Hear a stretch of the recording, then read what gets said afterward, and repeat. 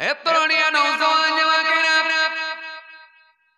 ইয়া ভাই মুরব্বিয়ারা বাবা রাসূলকে দেখে আল্লাহ নবী যখন এই কথা বললেন সাহাবায়ে কিরামেরা বুঝতে পেরে গেলেন বয়স বেশি মানে আমরা বুঝতে পেরে গেছি কিন্তু ইয়া রাসূলুল্লাহ আপনি বলেছেন আমল ভালো আমল তো অনেক আমল আছে নামাজ আছে রোজা আছে আওকাত থাকলে হজ আছে যাকাত আছে মা বাপের খেদমত আছে প্রতিবেশীর সঙ্গে ভালো ব্যবহার আছে আত্মীয়র সঙ্গে সুসম্পর্ক আছে এতিম মিসকিনের সঙ্গে ভালো আচরণ আছে সুন্নত আছে দাড়ি আছে টুপি আছে অনেক অনেক অনেক ভালো কাজ আছে কিন্তু এই ভালো কাজগুলোর ভেতরে সবথেকে ভালো আমল শ্রেষ্ঠ আমল কোনটা একবার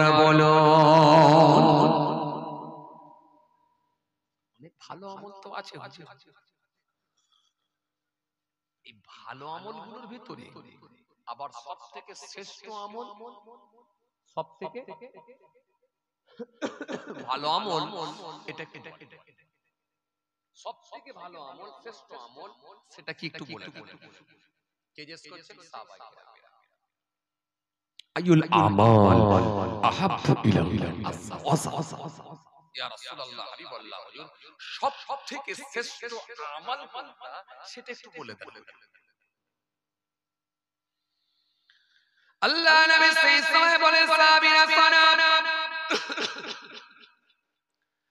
আমি রাসূলুল্লাহ বলে যাই সবথেকে শ্রেষ্ঠ আমল ভালো আমল অনেক আমলের ভেতরে শ্রেষ্ঠ আমল ভালো আমল হলো ক্বালা as-সালাতু আলা ওয়াক্তিহা আমি রাসূলুল্লাহ বলছি নামাজের সময়ে নামাজ পড়ে নেওয়া জোরে বলতে পারেন না সুবহানাল্লাহ আরো জোরে হয় না একটু খুশি মনে হয় না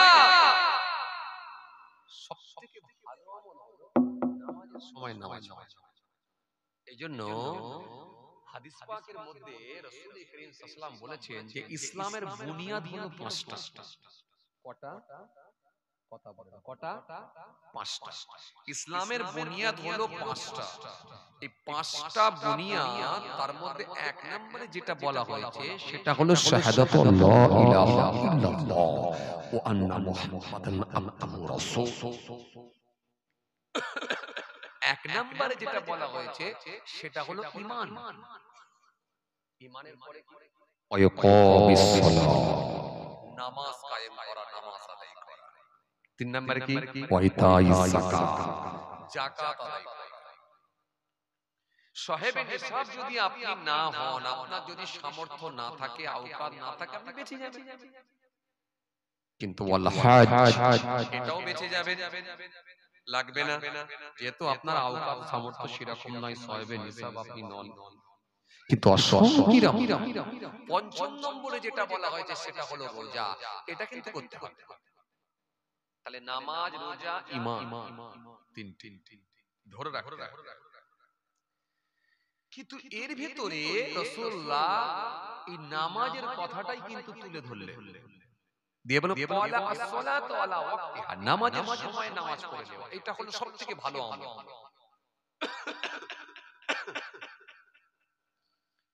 নামাজের সময় নামাজ পড়ে নেওয়া এটা হলো সবথেকে ভালো আমল কেন নামাজ এমন একটা ইবাদত যে ইবাদত সমস্ত রকমের অন্যায় কাজ থেকে মানুষকে বিরত রাখে জোরে বলবেন না সুবহানাল্লাহ আরো খুশি মনে বলবেন না নামাজ এমন একটা ইবাদত যে ইবাদত তাকে সমস্ত রকমের পাপ কর্মগুলো থেকে অন্যায় থেকে বিরত রাখবে সেটা হলো সালাত নামাজ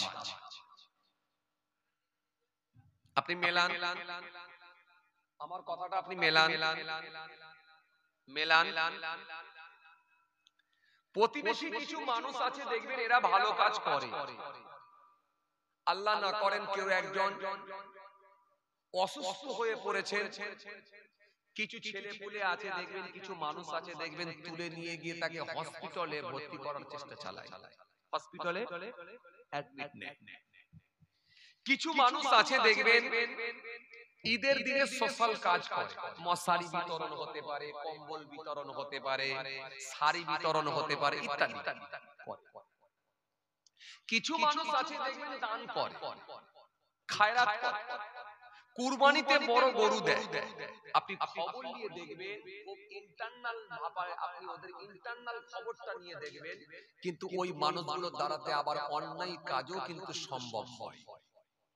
অনেক অন্যায় কাজের সঙ্গে তারা যুক্ত থাকে, অথচ দেখেন ভালো কাজও কিছু করছে, কিন্তু সমস্ত রকমের অন্যায় কাজ থেকে বাঁচতে পারছে না কেন, অন্যায় মুক্ত হতে পারছে না কেন? তার ভেতরে সালাত নাই বলে, নামাজ নাই বলে। আপনি যদি নামাজটা কন্টিনিউ করেন, বলবেন হুজুর নামাজ পড়ে অনেক লোক অন্যায় করছে, কে বলেছে আপনাকে? ও নামাজ তার মানে এখনো পড়তে পারেন, ও নামাজ এখনো পড়তে পারেনি।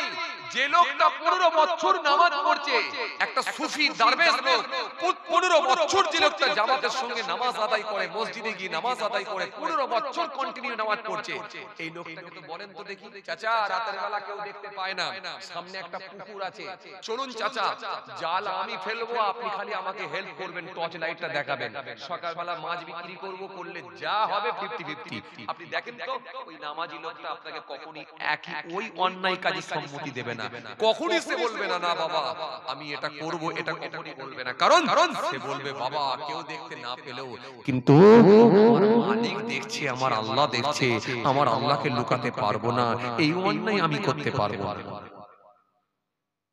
কেন? নামাজ পড়লে অটোমেটিক্যালি তার ভিতরে একটা ভয় ভীতি ঢুকে যায়। কার ভয়? আল্লাহর ভয়। এটা একদিনে হয় না, এটা অভ্যাসে যখন পরিণত করে ফেলবে। কখন?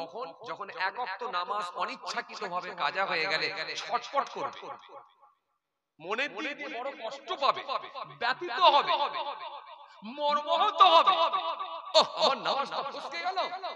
অনিচ্ছাকৃত যদি কাজা হয়ে যায়, আমি বলিনি ইচ্ছাকৃত বলিনি, অনিচ্ছাকৃত যদি কাজা হয়ে যায়, লোকটা ছটফট করবে, তখন জানবেন সে নামাজি হয়েছে। ওইরকম নামাজি নয়, 2 ওয়াক্ত পড়েছে, 3 ওয়াক্ত নেই, 4 ওয়াক্ত পড়েছে, 1 ওয়াক্ত নেই, হ্যাঁ আজকে হয়েছে তো কালকে নেই, পরশুদিন হয়েছে তো তারপর দিনে নেই, কখনো বলছে কাপড় খারাপ হয়ে গেছে, কখনো বলছে লুঙ্গি খারাপ হয়ে গেছে, কখনো বলছে আজকে লেট হয়ে গেছে কাল থেকে পড়বো, কখনো বলছে তাই বাবা কাল থেকে তো হলোনি, সামনে রমজান আসছে, রমজান থেকে শুরু করব, কথা বলছেন না কেন? রোজা হয়ে গেল তখন বলছে না ঈদের দিন থেকে শুরু করব। এই নামাজের কথা বলি, যে লোকটা এক ওয়াক্ত নামাজ অনিচ্ছাকৃতভাবে যদি কাজা হয়ে যায়, সেই লোকটা ছটফট করে, সে লোকটা ছটফট করবে। এই নামাজের কথা বলি, এই নামাজি যদি হয়ে যায় তাহলে মনে রাখবেন তার নামাজ তাকে অন্যায় কাজ থেকে বাঁচাবে। কথা বুঝতে পারছেন আমার?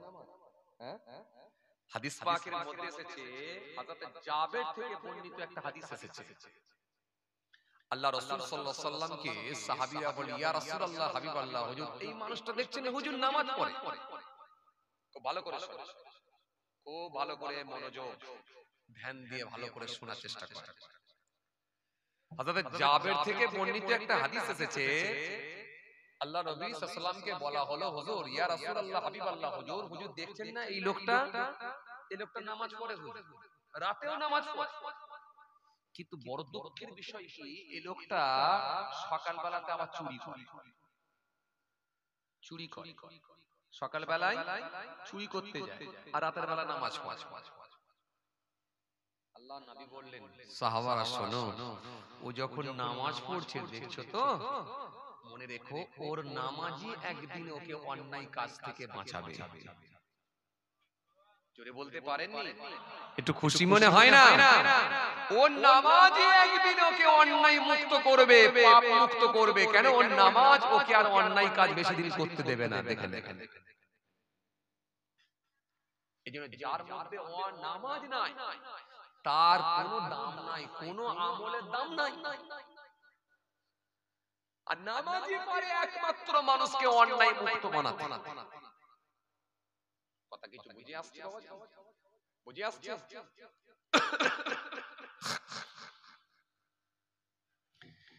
এই জন্য নামাজের গুরুত্ব অনেক বেশি।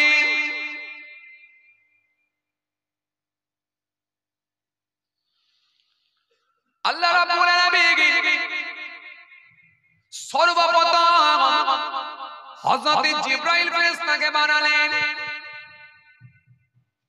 জিবরাইল ফেরেশতাকে বানানোর পরে আমার আল্লাহ পাক জিবরাইলকে বললেন, জিবরাইল তোমাকে কেমন লাগছে বলো। হযরত জিবরাইল ফেরেশতা সেই সময় বলেছিলেন, রব্বুল আলামিন আল্লাহ, এখনো তো আপনি সবকিছু বানান না, আমাকে প্রথমে আপনি বানিয়েছেন। ও আমার আল্লাহ, ও আমার মালিক, আপনি কিসে খুশি হবেন আমি জানি না, তবে আপনি আমাকে এমন একটা কাজ বলে দেন, এমন একটা দায়িত্ব দেন যেটা আমি পালন করব আর আমি সব সময় আপনাকে খুশি রাখব। জোরে বলতে পারেন না? আরো জোরে হয় না? কেননা আমি চাই না আপনি আমার উপরে বেজার হবেন, আপনি আমার উপর অসন্তুষ্ট হবেন, এটা আমি জিবরাইল চাই না। ও আমার আল্লাহ, আপনি কিসে খুশি হবেন একবার বলুন, আপনি একবার খালি আমাকে বলুন কিসে আপনি খুশি হবেন, রাজি হবেন। আমার আল্লাহ সেই সময় বললেন, হে জিবরাইল শুনে রাখো, তুমি আমাকে খুশি করবে, কেমন করে খুশি করবে বলো। এই পৃথিবীতে আমি যা কিছু বানিয়েছি, আবার যা কিছু আগামীতে বানাবো, সব কিছু যদি আমার কুদরতি পায়ের সামনে যদি জমা করে দাও, কিন্তু আমি আল্লাহ বলি আমাকে তুমি খুশি করতে পারবে না। খুশি হয় আমি একটাই কারণে, যখন কোন ব্যক্তি, যখন কোন বান্দা আমার সন্তুষ্টির জন্য তার নাকটা, তার কপালটা আমাকে রাজি করার জন্য একবার মাটিতে লুটিয়ে দেয়, আর আমার কাছে কপালটা নত করে দেয়, নাকটা নত করে দেয়, কপালটা জমিনে ঠেকিয়ে দেয়, নাকটা জমিনে ঠেকিয়ে দিয়ে আমার কাছে সিজদা দেয়, আমি আল্লাহ পাক ওই ব্যক্তির উপরই বড় খুশি হয়ে যায়।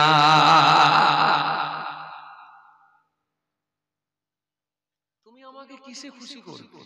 এই পৃথিবীতে যা কিছু বানিয়েছি সবকিছু যদি আমার কদমে হাজির করে দেয়া হয়, এবং যা কিছু বানাবো সেগুলোকেও যদি আমার কুদরতি পায়ের সামনে হাজির করে দেয়া হয়, আমাকে খুশি করতে পারবে? আমি খুশি হই ওই সময় যখন কোন ব্যক্তি তার নাক আর কপালটা আমি আল্লাহর সন্তুষ্টির জন্য একেবারে জমিনে দিয়ে দেয়, সিজদায় চলে যায়। সুবহান রাব্বিয়াল আলা, সুবহান রাব্বিয়াল আলা, সুবহান রাব্বিয়াল আলা। বলে বান্দা যখন তার নাক আর কপালটা যখন মাটিতে লাগিয়ে দেয়, আমি আল্লাহ ওই ব্যক্তিটাকে বড় ভালোবাসি, পছন্দ করি, খুশি হয়ে যায়। হযরত জিবরাইল ফেরেশতা সেই সময় বলে, আল্লাহ বুঝতে পেরে গেছি আমি, সিজদা দিলে আপনি বড় খুশি হয়ে যান, সিজদাকে আপনি বড় পছন্দ করেন, আমি বুঝতে পেরেছি। তবে আমার আল্লাহ শুনেন, আমি আপনাকে এমন সিজদা দেব আমার মতো আর কেউ কোনদিন সিজদা দিতে পারবে না। এত লম্বা আমি সিজদা দেব, আমার জায়গায় আর কেউ কোনদিন পারবে না। আমার মতো দ্বিতীয় আর কেউ সিজদা দিতে পারবে না। ও আমার আল্লাহ, আমি আপনাকে সিজদা দেব বলে আল্লাহু আকবার বলে কিতাবের মধ্যে পাওয়া যায় হযরতে জিবরাইল ফেরেশতা আল্লাহু আকবার বলে আল্লাহর কুদরতি পায়েতে স্মরণ করে সিজদায় চলে গেলেন। কিতাবের মধ্যে পাওয়া যায় ৩০,০০০ বছর কেটে গেল। কোন কোন বর্ণনায় পাওয়া যায় এত লম্বা সিজদা দিনের ৩০,০০০ বছর নয়, ৫০,০০০ বছর নয়, ৩০ লক্ষ বছর হয়ে গেল এত লম্বা সিজদা। বলতে পারেন না ৩০ লক্ষ বছর, এক সিজদা ৩০ লক্ষ বছর। আল্লাহু আকবার। কেন? একটাই কথা, আল্লাহ আমি আপনাকে খুশি করি, আপনাকে আমি খুশি করি, আপনাকে আমি রাজি করব, আপনাকে আমি খুশি করব। আমি আর কিছু চাই না, আমি আর কিছু চাই না। আমি চাই আমার মালিক যেন সব সময় আমার উপর খুশি থাকে। ৩০ লক্ষ বছর, এক সিজদা ৩০ লক্ষ বছর। আল্লাহু আকবার। ৩০ লক্ষ বছর যখন হয়ে গেল, আমার আল্লাহ একদিন ডাক দিলেন, ডাক দিয়ে বললেন জিবরাইল মাথা তোলো। হযরত জিবরাইল মাথা তুলে ফেললেন, মাথা তুলে বললেন মালিক আপনি কি আমার উপর খুশি হয়েছেন? আপনি কি আমার উপর রাজি হয়েছেন? আমার আল্লাহ সেই সময় বললেন জিবরাইল খুশি তো আমি আল্লাহ হয়েছি, তবে শোনো শোনো এই পৃথিবীর জমিনে সব থেকে যিনাকে ভালোবাসি তার নামটা একবার দেখে নাও। আরশের দিকে একবার তাকিয়ে দেখো। হযরত জিবরাইল ফেরেশতা আরশের দিকে তাকালেন, তাকিয়ে দেখলেন লা ইলাহা ইল্লাল্লাহু মুহাম্মাদুর রাসূলুল্লাহ সাল্লাল্লাহু আলাইহি ওয়াসাল্লাম। হযরত জিবরাইল ফেরেশতা সেই সময় বলেন আল্লাহ এই আরশের গায়ে লেখা আছে লা ইলাহা ইল্লাল্লাহ, লা নেই কি নেই ইলাহা, কোন মাবুদ, কোন স্রষ্টা, কোন সৃষ্টিকর্তা নেই, কোন মাবুদ নেই, কোন স্রষ্টা ইল্লাল্লাহ কেবলমাত্র আল্লাহ ছাড়া।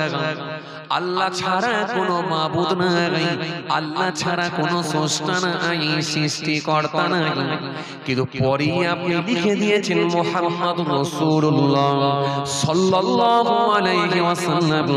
এই মুহাম্মাদুর রাসূলুল্লাহটাকে একবার খালি আমাকে পরিচয় করা।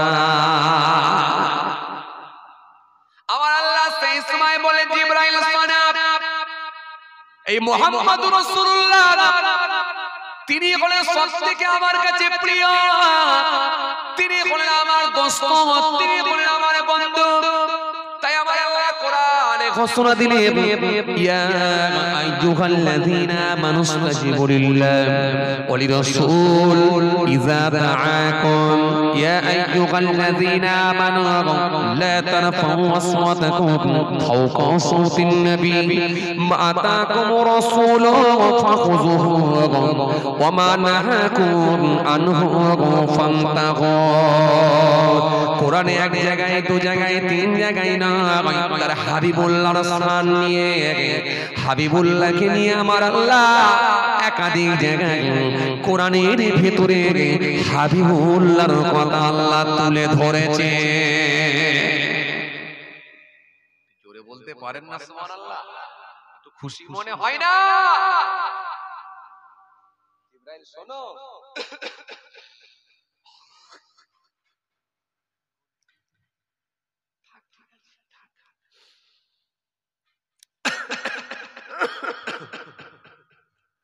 শোনো জিবরাইল, আমি আল্লাহ কি বলি শোনো। এই মুহাম্মাদুর রাসূলুল্লাহ ইনি আমার কাছে এত প্রিয়, ইনাকে আবার না বানালে কিছুই বানাতাম না। তোমাকে যে বানিয়েছি আগে দেখছো, আবার তোমাকে বানানোর আগে আমি আল্লাহ ইনার নূর মানিয়ে রেখেছি। জোরে হবে না? আরো জোরে হয় না? এই মুহাম্মদুর রাসূলুল্লাহ ইনি হলেন আমার আখিরি নবী, আখিরি বাদশা, আখিরি পয়গম্বর হযরত নবী মুহাম্মদ মুস্তাফা সাল্লাল্লাহু আলাইহি ওয়াসাল্লাম। তিনি হলেন আমার প্রিয় নবী। তবে এবারে শোনো জিবরাইল, শোনো, আমি আল্লাহ বলি শোনো, ও জিবরাইল, এই মুহাম্মদুর রাসূলুল্লাহ আখিরি নবী হবেন, আর আখিরি নবীর উম্মত যারা হবে এই পৃথিবীর জমিনে যখন তারা ঠিকঠাক ভাবে সালাত আদায় করবে, নামাজ আদায় করবে, একবার আমি আল্লাহকে স্মরণ করার জন্য যখন নামাজের পাটিতে দাঁড়িয়ে যাবে, কিয়ামে দাঁড়াবে, রুকুতে যাবে, সুবহান রাব্বিয়াল আযীম, সুবহান রাব্বিয়াল আলা, সিজদায় চলে যাবে। যখন কোন বান্দা বান্দি দাঁড়িয়ে নামাজ পড়ে সিজদায় চলে যাবে, আমি আল্লাহ বলছি ওর একবারে সিজদাটাকে আমি আল্লাহ এত পছন্দ করব, 30 লক্ষ বছর তুমি আমাকে সিজদা দিয়েছো, কিন্তু আমার হাবিবুল্লাহর খাতিরে হাবিবুল্লাহর উম্মতের সিজদাটাকে আমি আল্লাহ বেশি ভালোবেসে নেব। কিছু বুঝতে পারছেন বাবা? সেই নামাজ, সালাত, নামাজ, নামাজ, এই নামাজ যদি কেউ আদায় করতে পারে একেবারে মালিকের কাছাকাছি চলে যায়, মনিবের কাছাকাছি চলে যায়। এই জন্য এই নামাজ যখন আমার আল্লাহ ফরজ করে দিয়েছিলেন, ইবলিস শয়তান পাহাড়ের উপরে উঠে কাঁদতে শুরু করেছিল। পাহাড়ের উপরে উঠে কাঁদছে কে? ইবলিস শয়তান। এত কাঁদছে, এত চিল্লে চিল্লে কাঁদছে, এত আওয়াজ দিয়ে কাঁদছে, একেবারে ইবলিসের সহচর অনুচর যারা, ইবলিসের যারা অনুচর সব তারা দলে দলে এসে হাজির হয়ে গেল, গোল করে ঘিরে ফেলেছে। গুরু কাঁদছেন কেন? গুরু কাঁদছেন কেন? কি হয়েছে? আল্লাহ পাক আজকে নামাজ তার বান্দা বান্দীদের জন্য ফরজ করে দিয়েছে। এই বান্দা বান্দীদের জন্য নামাজ ফরজ হয়ে গেছে, তাই আমি কাঁদতে শুরু করেছি। আমি আর সহ্য করতে পারছি না। কেন? এই বান্দা বান্দী যদি ঠিকঠাক ভাবে নামাজ আদায় করে, আমার আল্লাহ ইচ্ছা করলে ওই নামাজের ওসিলায় তার পূর্বের গুনাহগুলোকে আল্লাহ ক্ষমা করে দেবে। জোরে বলতে পারেন না? আরো জোরে হয় না? ইবলিস শয়তান কাঁদতে শুরু করেছে। এই নামাজ কিন্তু মনে রাখবেন, প্রত্যেকটা নবী আম্বিয়া সালামদের জামানাতেও কিন্তু নামাজ ছিল, নামাজ ছিল। তবে আমাদের মতো পদ্ধতিতে এই সিস্টেমেটিক কিন্তু নামাজ ছিল। যেমন মুসা কালিমুল্লাহর জামানাতেও নামাজ হতো, নামাজ হতো, কিন্তু সে নামাজ ছিল কেমন? শুধু কিয়ামে দাঁড়ালি নামাজ হতো, রুকুও লাগতো না, সিজদাতেও লাগতো না। কিছু কথা শুনছেন? শুধু কিয়ামে দাঁড়ালি নামাজ হতো, রুকুও যেতে হতো না, আর সিজদাতেও যেতে কথা বলা, সিজদাও করা লাগতো না, শুধু কিয়ামে দাঁড়ালি নামাজ হয়ে যেত। এটা মুসা ইসলামের জামানাতেও নামাজ ছিল, ঈসা রুহুল্লাহর জামানাতেও নামাজ ছিল, মুসা ইসলামের জামানাতেও নামাজ ছিল, ইব্রাহিম নবী তিনিও নামাজ পড়েছেন, নামাজ ছিল। এই নামাজ প্রত্যেকটা নবী আম্বিয়া সালামদের জামানাতে নামাজ ছিল। কিন্তু মনে রাখবেন, এই আমাদের মতো সিস্টেমেটিক নামাজ ছিল না। এই রকম সিস্টেমে কিন্তু নামাজ পড়তে হতো না। এই সিস্টেমে নামাজ হযরত নবী মুহাম্মদ মুস্তাফা সাল্লাল্লাহু আলাইহি সাল্লামের উম্মতদের জন্য আল্লাহ রাব্বুল আলামিন ফরজ করে দিয়েছেন। এই সিস্টেমে নামাজ পড়তে বলেছেন। তাই কোরআন শরীফের মধ্যে আল্লাহ রাব্বুল আলামিন জানালেন কি? ইয়া আইয়ুহাল্লাযীনা আমানু রুকউ ওয়াসজুদু, ইয়া আইয়ুহাল্লাযীনা আমানু যকুরু ওয়ারকাউ ওয়াসজুদু, ইয়া আইয়ুহাল্লাযীনা আমানু রুকউ ওয়াসজুদু, ইয়া আইয়ুহাল্লাযীনা আমানু, হে ঈমানদারগণ ওয়ারকাউ ওয়াসজুদু, রুকু করো এবং সিজদা করো। এই রুকু করো আর সিজদা করো এটা কবে থেকে চালু হলো? মনে রাখবেন নবী মুহাম্মদ মুস্তাফা সাল্লাল্লাহু আলাইহি ওয়াসাল্লাম তিনিও একদিন দুদিন না 2 বছর আল্লাহ নবী সাল্লাল্লাহু আলাইহি ওয়াসাল্লাম তিনিও 2 বছর দাঁড়িয়ে খালি নামাজ পড়েছিলেন। কিছু কথা শুনছেন আপনারা?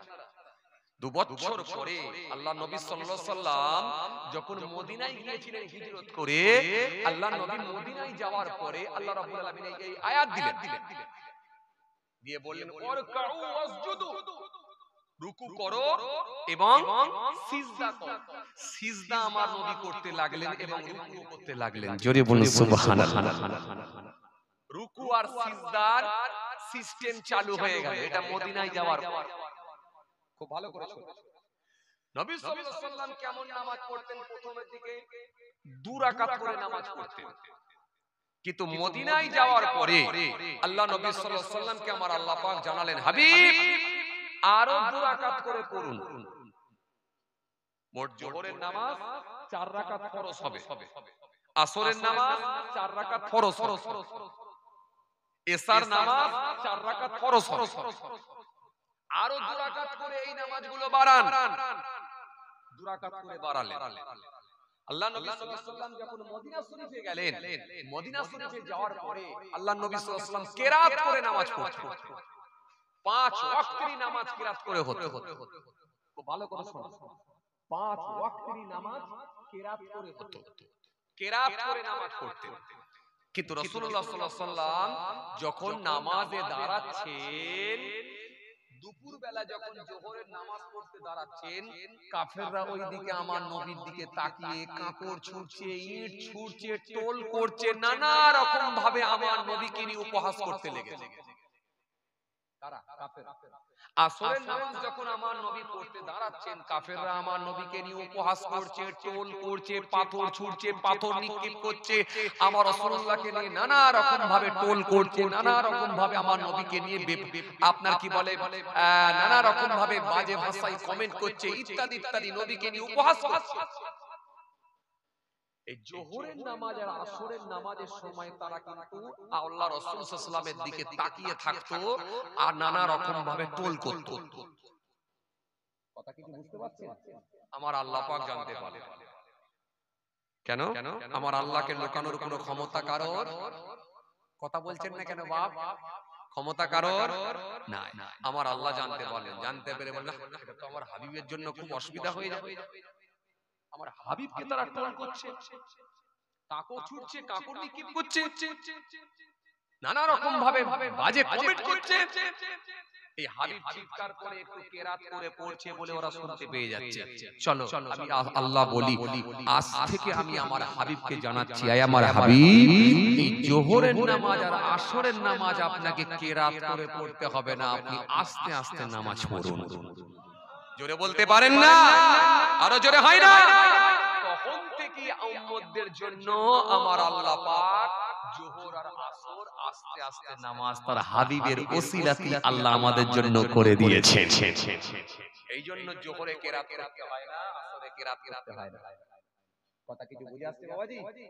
হ্যাঁ, ভাইরা আমার, বন্ধুরা আমার, সাথী মহব্বতের ভাইরা, তো এই নামাজ আগে কিন্তু কেরাত করে হতো। তাহলে অন্যান্য নবীদের জামানাতেও নামাজ ছিল কিয়ামে দাঁড়াতে, কিন্তু রুকু করা লাগতো না, সিজদা করা লাগতো না। ইয়া আইয়ুহাল্লাযীনা আমানু রুকউ ওয়াসজুদু, আল্লাহ এই আয়াত দিয়ে তার হাবিবুল্লাহকে ঘোষণা দিয়ে আল্লাহ বললেন সিজদা করো এবং রুকু করেন। তাই হাবিবুল্লাহ রুকু করেছেন, সিজদা করেছেন, তখন থেকে আমাদের জন্য সিজদা আর রুকুটা আল্লাহ ওয়াজিব করে দিয়েছেন। এখন আমরা সিজদা করি, রুকু করি। তাহলে অন্যান্য নবীদের জামানাতেও নামাজ ছিল কিন্তু রুকু ছিল না, সিজদা ছিল না। কথা বুঝে আসছে? মুসা নবীর জামানাতেও নামাজ ছিল, ঈসা নবীর জামানাতেও নামাজ ছিল, কিন্তু রুকু ছিল না, সিজদা ছিল। কথা বুঝে আসছে বাবাজি আমার ভাই? আসেন খেয়াল করেন। তাহলে এই নামাজ যখন ফরজ হয়ে গেল, নামাজের গুরুত্ব দেখে ইবলিস শয়তান কাঁদতে শুরু করলো, ক্রন্দন করতে লাগলো, কাঁদতে লাগলো, ঝরঝর ঝরঝর করে কাঁদছে, শুধু চোখ দিয়ে পানি পড়ে যাচ্ছে।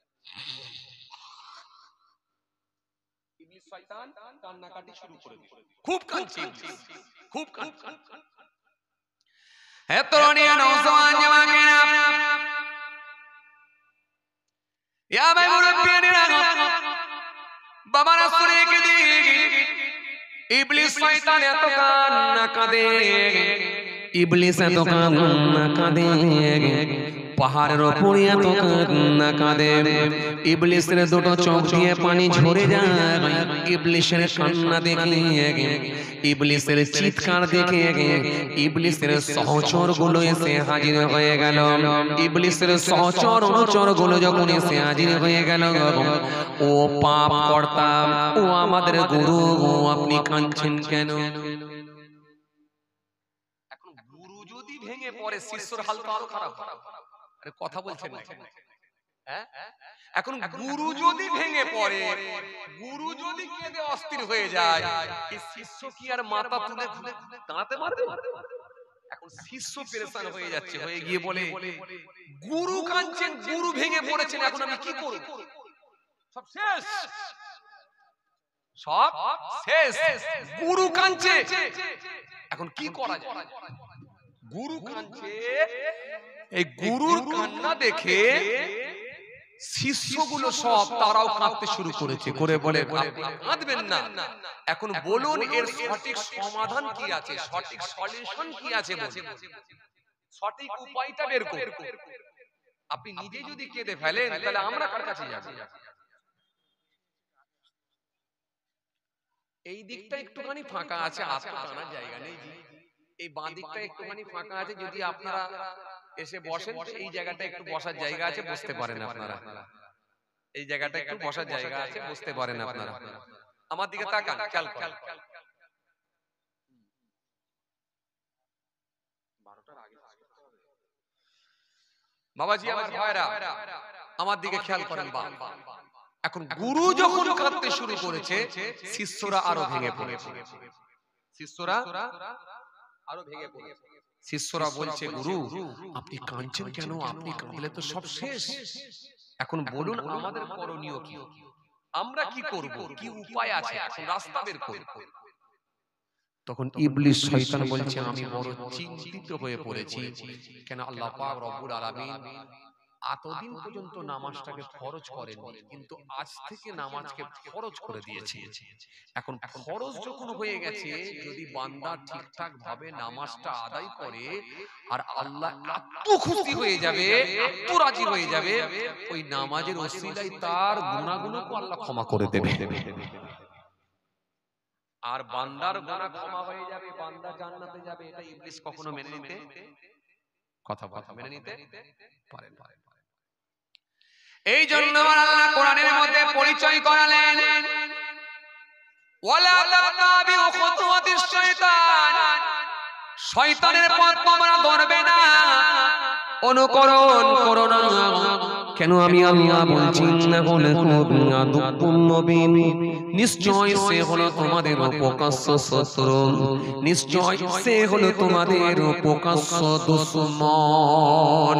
এজন্য শয়তান থেকে তোমরা বাঁচো, শয়তান থেকে তোমরা বাঁচো।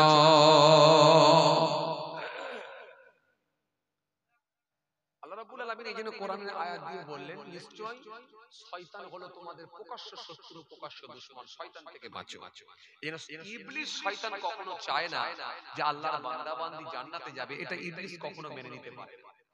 এখন নামাজ ফরজ হয়ে গেছে, ইবলিসের মাথা খারাপ, কাঁদতে শুরু করেছে,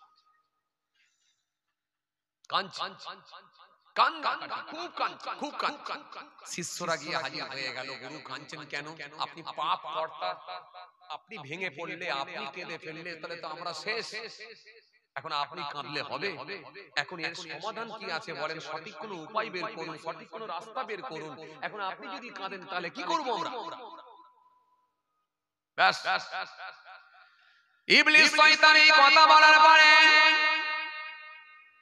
শিষ্যগুলো যখন এই কথা বলতে লেগেছে, তখন গুরু বলতে লেগেছে, ইবলিস বলতে লেগেছে, আমার শিষ্যরা, তোমাদেরকে আমি কয়েকটা দায়িত্ব দিয়ে যাই। মনে রেখো, যখন কোনো ব্যক্তি নামাজ ফরজ হয়ে পড়ে, এই নামাজ ফরজ করে যখন নামাজ পড়ার প্রস্তুতি নেবে, আমি ইবলিস তোমাদেরকে বলি, শোনো, ওকে নামাজটা পড়তে দিও না। এমন ভাবে দুনিয়ার কাজগুলোকে মনে করিয়ে দাও, এমন ভাবে দুনিয়ার কাজগুলোকে স্মরণ করিয়ে দাও, যাতে করে দুনিয়ার কাজের সঙ্গে ও লেগে থাকে, নামাজ টাইম পার হয়ে যায়। আমি ইবলিস বলি, নামাজ কিন্তু ওকে পড়তে দিও না। কেন? পড়লে ও গেনার, আর না পড়লে আমরা গেনার। ওকে দুনিয়ার কাজ দেখিয়ে, ও যখন নামাজ পড়ার প্রস্তুতি নেবে, নামাজ পড়ার প্রিপারেশন নেবে, অমনি দুনিয়ার কাজ ওকে মনে করিয়ে দাও। ব্যবসায়িক কিছু কাজ আছে, সেই কাজগুলোর কথা স্মরণ করিয়ে দাও। ঘরোয়া কিছু কাজ আছে, সেই কাজগুলোর কথা একটু মনে করিয়ে দাও, যাতে করে ও দুনিয়ার কাজের সঙ্গে যুক্ত থাকে, ও যাতে করে নামাজটা না পড়ে। ব্যাস, এটা তুমি লাগিয়ে দাও, লাগিয়ে দাও। এক নম্বরে কি? দুনিয়ার কাজের সঙ্গে ওকে যুক্ত করে রাখো, ওকে নামাজ পড়তে দিও না। এটা হলো এক নম্বর। শিষ্যরা বলল, গুরু, যদি এতে না হয়, এরপরও সে যদি জোর করে নামাজ পড়তে চলে যায়, তাহলে কি করবা? ইবলিস শয়তান সেই সময় বলল, জোর করে যদি ও নামাজ পড়তে যায়, তবে নামাজের পাটিতেও দাঁড়ায় আপত্তি নাই, কিন্তু একটাই কথা, আউয়াল ওয়াক্তে ওকে নামাজ পড়তে দেবে না। ওকে এমন টাইমে নামাজ পড়াও যাতে করে ওয়াক্তটা একেবারে চলে যায়, একেবারে শেষ মুহূর্তে ওকে নামাজের পাটিতে দাঁড় করাও। আউয়াল ওয়াক্তে ওকে নামাজ পড়তে দিও না, ওকে একেবারে শেষ মুহূর্তে ওকে দাঁড় করিয়ে দাও নামাজের পাটিতে, যাতে করে ওই নামাজ পড়লেও কোনো ফায়দা হবে না। কেন? আউয়াল ওয়াক্তে যদি নামাজ না পড়া হয়, নামাজ লানত দেয়, লানত দেয়, লানত দেয়। হে আল্লাহর বান্দা, তোর উপর আল্লাহর লানত। তুই নামাজকে সংরক্ষণ করলি না, নামাজকে হেফাজত করলি না, আর আমার আল্লাহ তোকে হেফাজত করবে না, আমার আল্লাহ তোকে, আমার আল্লাহ সুরক্ষিত রাখবে না। হে আল্লাহর বান্দা, তোর উপর আল্লাহর লানত, ওই নামাজ লানত দেবে যদি আউয়াল ওয়াক্তে যদি ওকে না পড়ানো যায়। এই জন্য আমি ইবলিস তোমাদেরকে বলে যাই, যদি নামাজের পাটিতে সে দাঁড়িয়ে যায়, নামাজ পড়ে, কিন্তু ডিটেন করে, ডিটেন করে, ডিটেন করে, ডিটেন করে, ডিটেন করে, একেবারে আসরের ওয়াক্ত আর মাত্র 10 মিনিট বাকি আছে আসরের ওয়াক্ত, এইরকম টাইমে নামাজ পড়তে দাঁড় করিয়ে দাও। আসরের নামাজ যখন পড়তে যাবে, ডিটেন করে, ডিটেন করে, ডিটেন করে, ডিটেন করে, মাগরিবের ওয়াক্ত আর মাত্র 10 মিনিট বাকি আছে মাগরিবের ওয়াক্ত, ওই সময় তাকে নামাজের পাটিতে দাঁড় করিয়ে দাও। যখন এইভাবে ডিটেন করে, ডিটেন করে, ডিটেন করে, ডিটেন করে সে নামাজ পড়বে, ঢিলেমি করে করে, ওই আউয়াল ওয়াক্তে নামাজ না পড়ার কারণে ওই নামাজ পড়েও কিন্তু কোনো ফায়দা হবে না, আর আমার আল্লাহর সাহায্য তার উপরে আসবে না। এই জন্য আমি ইবলিস বলি, তাকে যে কোনো ভাবে নামাজ থেকে বিমুখে রাখো, যদি না পারো অন্তত লেটে পড়াও, আউয়াল ওয়াক্তে নামাজ পড়তে দিও না। আউয়াল ওয়াক্তে নামাজ পড়তে দিও না। ডিটেন করে, ডিটেন করে, দেরি করে, দেরি করে, একেবারে ওয়াক্ত চলে যাবে, সেই সময় তাকে নামাজে পড়তে। কিছু কথা শুনতে পাচ্ছেন? এরকম কিছু নামাজি আছে না নাই? আরে কথা বলছেন না কেন? এরকম কিছু লোক আছে না, নামাজ পড়ে কিন্তু একেবারে লেটে পড়ে। এরকম কিছু লোক আছে, নামাজ পড়ে, সালাত আদায় করে, কিন্তু একেবারে লেটে পড়ে। এটা হলো ইবলিসের কাজ, এটা হলো ইবলিসের কাজ। কেন? নামাজ এমন ইবাদত, সমস্ত রকম অন্যায় থেকে মানুষকে দূরে রাখে। জি, ইন্নাস সালাতা তানহা আনিল ফাহশাই ওয়াল মুনকার, নিশ্চয়ই নামাজ সমস্ত রকমের অশ্লীলতা, নিশ্চয়ই নামাজ সমস্ত রকমের অন্যায় কাজ থেকে মানুষকে দূরে রাখে। জোরে বলতে পারেন না সুবহানাল্লাহ? একটু খুশি মনে হয় না? সমস্ত রকমের অন্যায় কাজ থেকে মানুষকে দূরে রাখবে, সেটা হলো সালাত, নামাজ। জি, as-salatu imaduddin, মান আকামা ফাকাদ আকামাদ-দ্বীন ওয়া মান তারাকাহা ফাকাদ হাদামাদ-দ্বীন। নামাজ হলো ধর্মের খুঁটি, নামাজ হলো দ্বীনের খুঁটি। যে নামাজ কায়েম করলো সে দ্বীন কায়েম করলো, যে দ্বীন কায়েম করলো, যে নামাজ কায়েম করলো সে দ্বীনকে কায়েম করলো।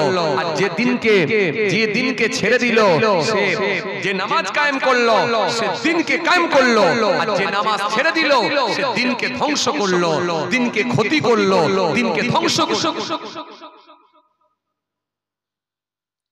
এজন্য কোরআন শরীফের মধ্যে আল্লাহ সুন্দর করে বলেছেন, কি সুন্দর করে আমার আল্লাহ কোরআনে কারীমের মধ্যে বলেছেন, ইন তানসুরুল্লাহ ইয়ানসুরুকুম ওয়া ইউসাব্বিত আকদামাকুম। যে ব্যক্তি আমার দ্বীনকে সাহায্য করবে, আমি আল্লাহ কথা দিচ্ছি আমি তাকে সাহায্য করব। জোরে বলতে পারেন না? এর নামাজকে যদি কেউ কায়েম করে, দ্বীনকে কায়েম করা হবে। আর দ্বীনকে কায়েম করলে আল্লাহ বলছে আমি সাহায্য তাকে করব। আর আল্লাহ যদি কাউকে সাহায্য করে, কোন পৃথিবীর ক্ষমতা আছে কেউ তাকে রুখে দিতে পারে, আটকে দিতে পারে? হিম্মত কারোর আছে? না। কেন? তার উপর আল্লাহর সাহায্য। আল্লাহর সাহায্য কেমন? অত বড় ক্ষমতাবান ফেরাউন পারল না মুসা কালিমুল্লাহর সঙ্গে। কেন? মুসা কালিমুল্লাহর উপরে আল্লাহর সাহায্য ছিল। জোরে বলতে পারেন না? অত বড় পালোয়ান নমরুদ, যে রাস্তা দিয়ে হাঁটলে মানুষের ভেতরে কম্পন হতো, কাঁপতো লোক। নমরুদ এত বড় বাদশা ছিল যে নিজেকে খোদা বলে দাবি করেছিল। ইব্রাহিম খলিলুল্লাহকে হাজারো চেষ্টা করার পরে ব্যর্থ হলো। কেন? ইব্রাহিম খলিলুল্লাহর উপরে সাহায্য ছিল স্বয়ং আল্লাহর। আল্লাহর সাহায্য যদি কারোর উপরে হয়, পৃথিবীর কোন ক্ষমতা তাকে নাই দিতে পারে। লা তাহিনু ওয়া লা তাহজানু ওয়া আনতুমুল আ'লাউনা ইন কুনতুম মুমিনিন। খবরদার ভাইরা আমার, বন্ধুরা আমার, সাথী মুহাম্মদের ভাইরা, ভুল বুঝবেন না, রাগ করবেন না, খুব ভালো করে বোঝার চেষ্টা করেন। জি, এর নাম হলো সালাত নামাজ, এর নাম হলো সালাত নামাজ। কেন? আমি বলেছিলাম এই যে নাকটা, এই যে কপালটা, এই যে মাথা নত করে দেওয়া, এটাই আমার আল্লাহ বড় পছন্দ করে। বান্দা আমাকে স্মরণ করছে। আর একমাত্র নামাজের মাধ্যমে সেটা সম্ভব হয়।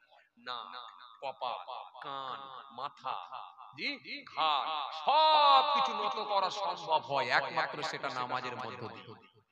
নামাজের মধ্য দিয়ে আপনার গোটা শরীরের অঙ্গ আমার আল্লাহর কদমে মাথা সব ঝুঁকিয়ে দেয়।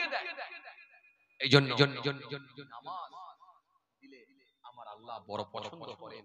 এই জন্য নামাজি ব্যক্তিকে আমার আল্লাহ বড় ভালোবাসেন। যখন কোনো ব্যক্তি নামাজ আদায় করে, সে যখন মাথাটা হ্যাট করে দেয়, আমার আল্লাহ ওই ব্যক্তিকে বড় পছন্দ করে নেন।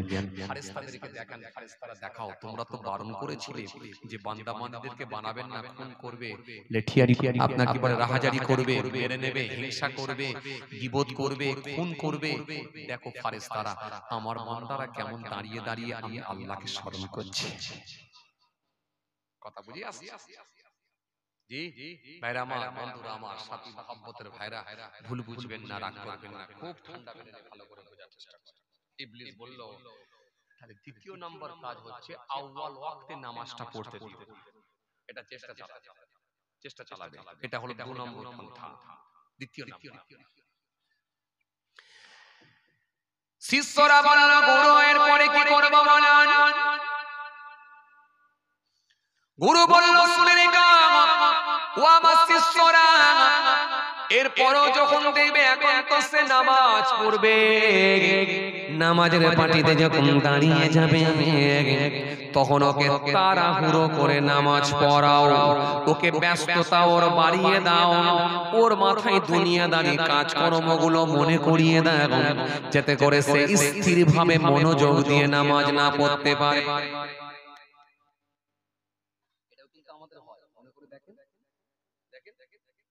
মনে করে দেখেন না, আপনি কি পেয়ে যাবেন। দেখেন এটাও কেননা সে নামাজের ওয়াক্তে যখন নামাজের পাটিতে দাঁড়িয়ে যাবে, হে আমার শিষ্যরা শুনে রাখো, তুমি ডান দিকে যাও, আর একজনা বাঁ দিকে যাও, আর একজনা সামনের দিকে যাও, আর একজনা পিছন দিকে যাও। তোমরা একে একে একে একে ওকে চেষ্টা করো তাড়াহুড়ো করে নামাজ পড়ানোর। দুনিয়ার কাজগুলো ওকে বেশি বেশি করে মনে করিয়ে দাও। তুই এই কাজটা এখনই করবি, না হলে তোর বিরাট ক্ষতি হয়ে যাবে। ওই দুনিয়ার কাজ নিয়ে সে যখন এমন ব্যস্ত হয়ে পড়বে, তার রুকুটাও ঠিক মতো হবে না, কিয়ামটাও ঠিক মতো হবে না, সিজদাটাও ঠিক মতো হবে না।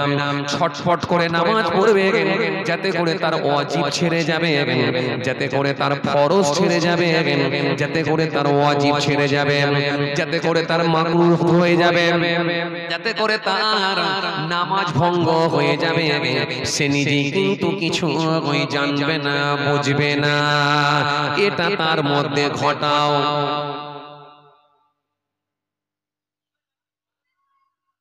এই জন্য বহু নামাজি নামাজ পড়ে কিন্তু ওয়াজিব ছেড়ে যায়। অনেক নামাজি আছে দেখবে নামাজ পড়ে, নামাজের ওয়াজিবই জানে না। অনেক নামাজি আছে নামাজ পড়ে, নামাজের ফরজ জানে না। অনেক নামাজি আছে নামাজ পড়ে, নামাজের ভঙ্গের কারণগুলো সে জানে না। অনেক নামাজি আছে নামাজ পড়ে, রুকু কেমন করে দিতে হয় জানে না। অনেক নামাজি আছে নামাজ পড়ে, সিজদা কেমন করে দিতে হয় জানে না। অনেক নামাজি আছে নামাজ পড়ে, সালাম ফেরালে কোন দিকে তাকাতে হয় জানে না। অনেক নামাজি আছে নামাজ পড়ে, কিয়ামে যে কিরাতটা শুদ্ধ করে পড়তে হয় তাও পারে না। অনেক নামাজি আছে নামাজ পড়ে, সূরা ফাতিহার পরে কোন সূরা, তারপরে কোন সূরা হবে, এই রকম দুই রাকাতে যখন পাল্টে পাল্টে পড়বে, কোনটার সঙ্গে কোন সূরাকে মেলাতে হয় সেটাও কিন্তু অনেকে জানে না।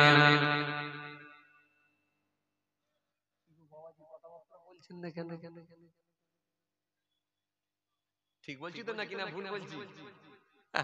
কথা বলেননি কেন? এখানে এমন মানুষ আছে 50 বছর বয়স, এমন মানুষ আছে 70 বছর বয়স, 10 বছর নামাজ পড়ছে। যদি আমি তাকে জিজ্ঞাসা করি, চাচা বলেন তো দেখি নামাজের ফরজ কয়টা, বলে সে আবার কি জানে? নামাজের যে ফরজ আছে 13টা ফরজ, এটার কিছুই সে জানে না। নামাজের ভিতরে কটা ফরজ, বাইরে কটা ফরজ, এগুলোর কিছুই সে জানে না। নামাজের ওয়াজিব কি, সে কিন্তু নামাজের ওয়াজিব কটা কিছুই সে জানে না। কিন্তু এবারে ইবলিস বলেছিল তাকে জানতে দেবে না, যে কোনো ভাবে তাড়াহুড়ো করে নামাজ পড়িয়ে দাও, খালি দুনিয়ার কাজগুলোকে মনে করিয়ে দাও।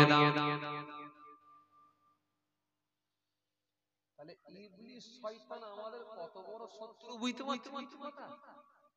কথা বলা কথা কিছু বুঝতে পারছেন? হ্যাঁ, তাহলে ইবলিস আমাদের কত বড় শত্রু বুঝতে পারছেন? কত বড় দুশমন বুঝতে পারছেন? মানে আপনি আল্লাহর কাছে প্রিয় বান্দা হবেন, এটা ইবলিস কখনো মেনে নিতে পারছেন না। এখন এই কথা বলতে একজনা বলছে, হুজুর তাহলে ইবলিসকে বানানোর কি দরকার ছিল? এটা একটা মারাত্মক কোশ্চেন, তাই না? হ্যাঁ, ইবলিসকে তো না বানালেই তো ঝামেলা মিটে যেত। এ যখন এত বড় ক্ষতিকারক, সবাইকে যখন খারাপ চাইছে, জাহান্নামে ঢুকিয়ে দিতে চাইছে, আমাদের যখন দুশমন, তা আল্লাহ তো ইচ্ছা করলে ইবলিস নাও বানাতে পারতেন, তাই না? তাহলে ইবলিস না বানালেই তো ঝামেলা মিটে যেত। আরে কথা বলে না, হ্যাঁ না কিছু বলতে হবে তো। হ্যাঁ, ইবলিস না বানালেই তো ঝামেলা মিটে যেত। এখন এই কোশ্চেনটা মারাত্মক কোশ্চেন, কিন্তু সমস্যাটা কোথায় জানেন? ইবলিস না থাকলে ছেঁকে নেওয়া অসম্ভব হতো। কেমন বলেন তো? যেমন স্কুলে যদি পাস ফেল না থাকতো, তাহলে যোগ্য ছেলেগুলোর যাদের যোগ্যতা রয়েছে, দক্ষতা রয়েছে, যারা পড়াশোনায় ভালো, ভালো স্টুডেন্ট যারা, এদের কিন্তু মর্যাদা, এদের কিন্তু কদর থাকতো না সমাজের মানুষের কাছে। কথা ঠিক না বলে বলেন? কেন? এই পাস ফেল আছে বলি অযোগ্যগুলো রয়ে যায় বা বেরিয়ে যায়, আর ভালোগুলো যারা প্রিপারেশন নেয়, প্রস্তুতি নেয়, ভালো পড়াশোনায় যারা, যাদের মধ্যে যোগ্যতা আছে, দক্ষতা আছে, পড়াশোনায় যারা ভালো, ওরা দেখবেন সুন্দর করে পাস করে ভালো রেজাল্ট করে বেরিয়ে যায়। ক্যাটাগরি ভাগ হয়ে যায়। এখন ইবলিস যদি না থাকতো তাহলে ক্যাটাগরি ভাগ করা মুশকিল হতো। ইবলিসকে দিয়ে আমার আল্লাহ ক্যাটাগরি ভাগ করে দিতে চাইলেন। কে ইবলিসের প্রচনায় পড়ে, কে ইবলিসের কথায় সম্মতি দিয়ে, কে ইবলিসের দলে চলে যায়, কে ইবলিসের কথাগুলোকে মেনে নেয়, কে ইবলিসের দলভুক্ত হয়ে যায়, এটা আমি আল্লাহ দেখব। আর কারা ইবলিস থেকে দূরে সরে আসবে, ইবলিসকে দূরে সরিয়ে দিয়ে ইবলিস থেকে নিজেকে বাঁচিয়ে নিয়ে ইবলিসকে লাথি মেরে সরিয়ে দিয়ে তওবা করে আমি আল্লাহর কাছে ফিরে এসে আমি আল্লাহর সন্তুষ্টি অর্জন করবে, এটা আমি আল্লাহ দেখতে চাই। কে পাস করে আর কে ফেল করে এটা আমি দেখতে চাই। ফেল করলে জাহান্নাম, পাস করলে জান্নাত। আমি আল্লাহ ঘোষণা দিয়েছি। তবে মনে রেখো, একটা কথা জেনে রেখে দিও বান্দা, একটা কথা শুনে রাখো বান্দা, একটা কথা মনে রেখো, ইবলিস তোমাকে অন্যায় কাজের সঙ্গে সম্পৃক্ত করলেও, কিন্তু তুমি যখন বান্দা দেখবে যে আমি পাপ করে ফেলেছি, গুনাহ করে ফেলেছি, মনে রেখো আমার ক্ষমার দরজাটা কিন্তু খোলা থাকবে। যখন তুমি আমার কাছে এসে চোখের পানি ছেড়ে একটু কেঁদে বলবে আল্লাহ মাফ করো, ক্ষমা করো, আমি আল্লাহ কথা দিচ্ছি আমি তওবাকারীকে ভালোবাসি, পবিত্রতা অর্জনকারীদেরকে পছন্দ করি। আমি আল্লাহ সঙ্গে সঙ্গে ওই বান্দাকে আমার প্রিয় বান্দা হিসাবে আমি আল্লাহ আমার কাছে টেনে নিয়ে থাকি। ঘাবড়াবার কোনো কারণ নাই, আমার রহমতের দরজা খোলা আছে। চলে আয় বান্দা, ফিরে আয়, ফিরে আয়। খালি ফিরে এলেই তোরা গেলে হবে, সাকসেসফুল হবি। কেন? ইবলিসের কাজ হলো অন্যায় কাজের সঙ্গে লাগিয়ে দেওয়া, আর আমার কাজ হলো আমার বান্দা বান্দীদেরকে ক্ষমা করে দেওয়া, মাফ করে দেওয়া। এজন্য ভাইরা আমার কাজ হলো ফিরে আসা, চলে আসা, চলে আসা। আমার দিনদার ইমানদার নেক আল্লাহর ভাইরা, চলুন আর একটুখানি আলোচনা করি। কষ্ট হচ্ছে আপনাদের? না আর বলুন, অনেক টাইম হয়ে গেছে।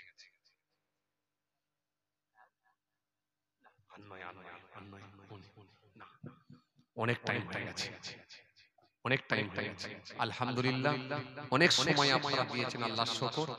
কথা বুঝে আসছে বাবাজি, আমার ভাইরা সবাই আমার